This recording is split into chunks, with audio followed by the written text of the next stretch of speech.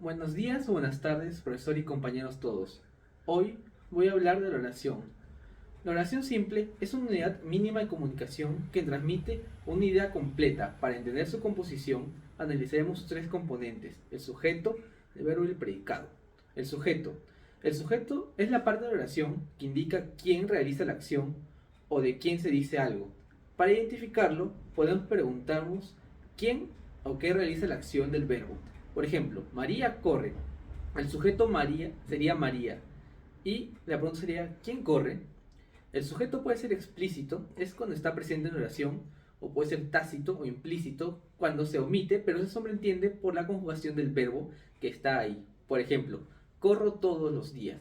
El sujeto sería yo y está implícito en la conjugación corro.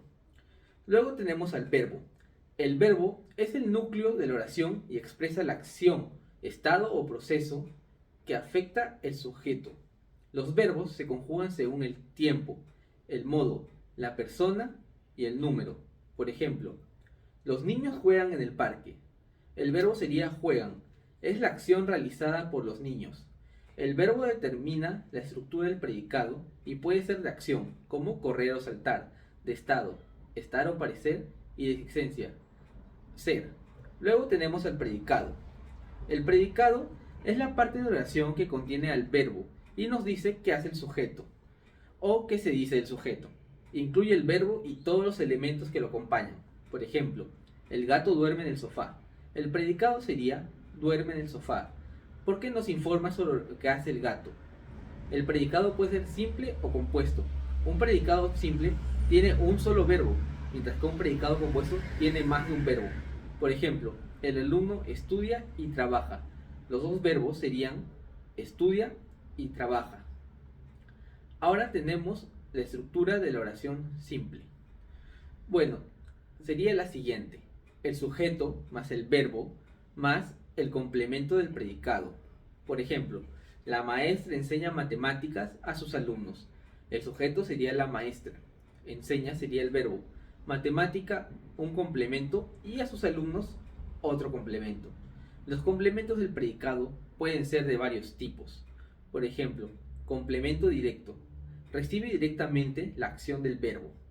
Por ejemplo, Juan lee un libro. ¿Qué lee? Un libro. El complemento indirecto indica a quién va dirigida la acción del verbo. Por ejemplo, Ana escribe una carta a su amiga. ¿A quién escribe? A su amiga. Y complemento circunstancial. Proporciona información sobre las circunstancias de la acción, modo, tiempo, lugar, etc. Por ejemplo, ellos juegan en el parque. ¿Dónde juegan? En el parque. Por último, tenemos la conclusión.